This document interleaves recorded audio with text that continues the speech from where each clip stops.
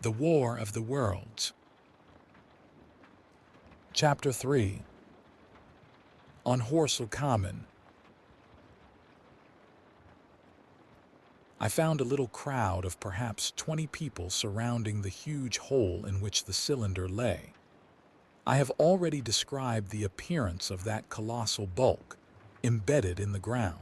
The turf and gravel about it seemed charred as if by a sudden explosion. No doubt its impact had caused a flash of fire. Henderson and Ogilvy were not there. I think they perceived that nothing was to be done for the present, and had gone away to breakfast at Henderson's house. There were 4 or 5 boys sitting on the edge of the pit, with their feet dangling and amusing themselves until I stopped them by throwing stones at the giant mass. After I had spoken to them about it, they began playing at touch in and out of the group of bystanders.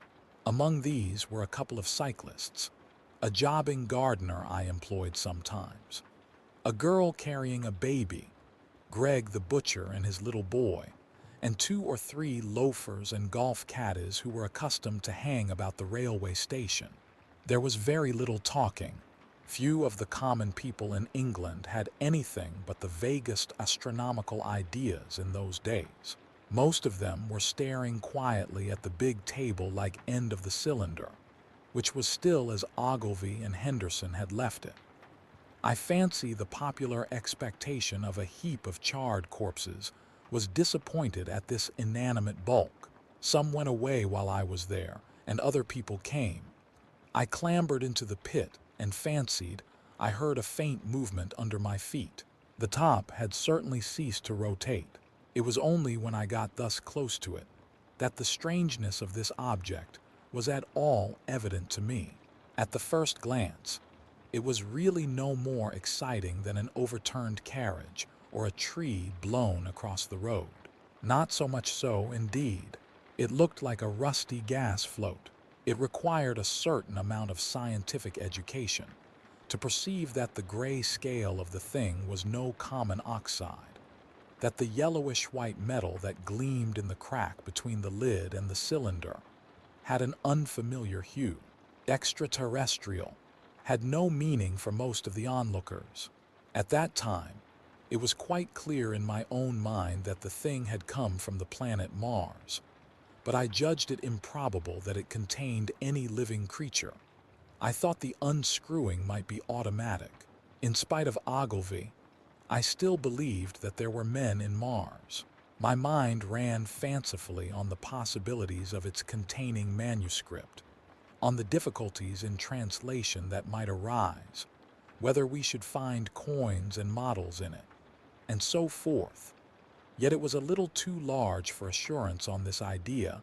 I felt an impatience to see it opened. About 11, as nothing seemed happening, I walked back, full of such thought, to my home in Maybury.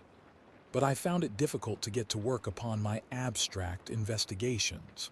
In the afternoon, the appearance of the common had altered very much. The early editions of the evening papers had startled London with enormous headlines. A message received from Mars, remarkable story from Woking, and so forth. In addition, Ogilvy's wire to the Astronomical Exchange had roused every observatory in the 3 kingdoms. There were half a dozen flies or more from the Woking station standing in the road by the sandpits, a basket chaise from Chobham, and a rather lordly carriage. Besides that, there was quite a heap of bicycles. In addition, a large number of people must have walked, in spite of the heat of the day, from Woking and Chertsey, so that there was altogether quite a considerable crowd, 1 or 2 gaily dressed ladies among the others. It was glaringly hot, not a cloud in the sky nor a breath of wind, and the only shadow was that of the few scattered pine trees. The burning heather had been extinguished, but the level ground towards Ottershaw was blackened as far as one could see, and still giving off vertical streamers of smoke. An enterprising sweetstuff dealer in the Chobham Road had sent up his son with a barrow load of green apples and ginger beer. Going to the edge of the pit, I found it occupied by a group of about half a dozen men, Henderson, Ogilvy, and a tall, fair-haired man that I afterwards learned was Stent, the astronomer royal, with several workmen wielding spades and pickaxes. Stent was giving directions in a clear, high-pitched voice. He was standing on the cylinder, which was now evidently much cooler.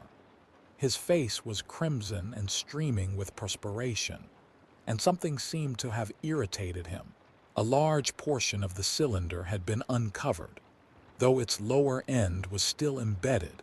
As soon as Ogilvy saw me among the staring crowd on the edge of the pit, he called to me to come down and asked me if I would mind going over to see Lord Hilton, the lord of the manor.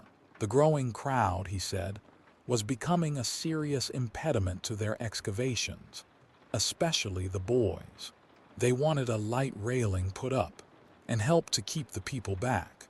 He told me that a faint stirring was occasionally still audible within the case, but that the workmen had failed to unscrew the top, as it afforded no grip to them. The case appeared to be enormously thick, and it was possible that the faint sounds we heard represented a noisy tumult in the interior. I was very glad to do as he asked, and so become one of the privileged spectators within the contemplated enclosure. I failed to find Lord Hilton at his house, but I was told he was expected from London by the 6 o'clock train from Waterloo, and as it was then about 5:15, I went home, had some tea, and walked up to the station to waylay him.